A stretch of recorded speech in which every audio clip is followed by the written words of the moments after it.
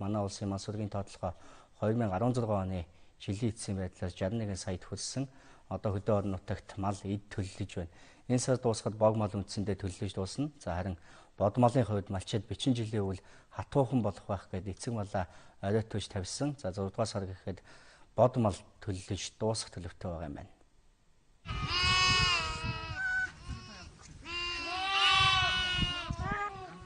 Малчны хотод энэ өдрүүдэд төлийн дуу эд хангамж байна.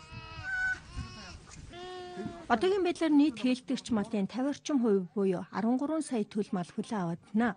Малын зүү сорогдол энэ жил Төвийн аймгийн нутгаар харьцангуй бага гарчээ. Нийт хүлээн авсан төл малын 13 сая толгойгоор нь хураг гişг эзэлж байна. Бид нар Төв аймгийн Угтаал Цайдам сумын малчин Эрдэнэ хотын хотноос энэ сурвалжлагыг бэлтгэн хүргэж байна. За эднийх бог нийлсэн нийтдээ 700 гаруй толгой малтай. За ер нь бол энэ хавар хүлээн авах төл малын хувьд бол бог мал ер нь бараг төллөө дуусч байна. Төл мал харьцангуй жилэв сайтай төлж байгаа.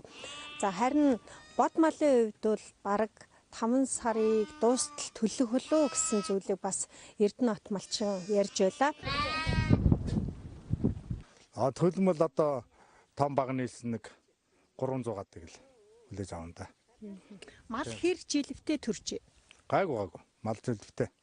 Дайжгүй байна. Энэ ямаа харин жоох ихэрлж байна. Тэгээ бусдаар бол дайжгүй гайгүй. Хаваржилт ер нь танаа нутгаар хэр байх юм?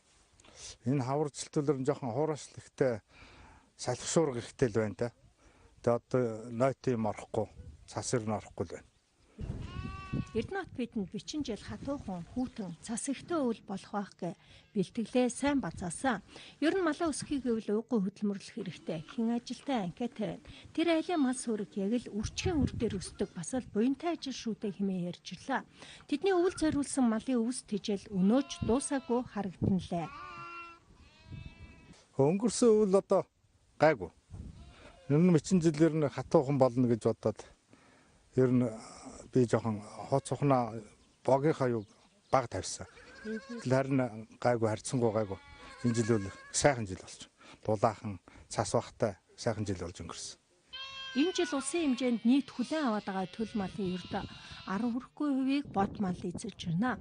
Хамгийн сүүлд авсан дүн мэдээлэлээр 34 мянган толгой ботго харин 73 мянга гаруй толгой унаг бойжиж байна. Бод малын хувьд 6 сарын дунд үеийг хүртэл төл дуусах байх. За баруун аймагуудад малын зүү сорогдол харьцангуй өндөр байгаа бол харин төв болон зүүн аймагуудын нутгаар мал төлөлт хэвийн үргэлжилж байна.